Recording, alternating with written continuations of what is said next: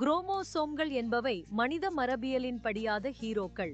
இவை டிஎன்ஏ இழைகளில் அடங்கியுள்ளன, நம் வித்தியாசத்தை அடையாளப்படுத்துகின்றன. மொத்தம் 46 குரோமோசோம்கள் உள்ளன. ஒவ்வொரு பெற்றோரிடையேயும் மரபணுக்கள் ஒரு தொகுப்பை உருவாக்குகின்றன. இது நோய் உண்டாகும் காரணிகளிலிருந்து கண்வண்ணம் வரை அனைத்தையும் நிர்ணயித்திடும்.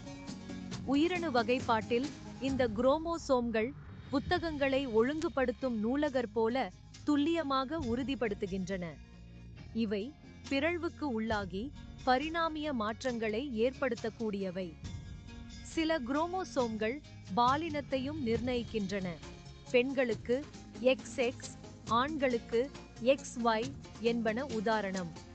இக்குரோமோசோம்களின் ஆராய்ச்சிகள் மருத்துவ முன்னேற்றத்தை வேகப்படுத்துகின்றன.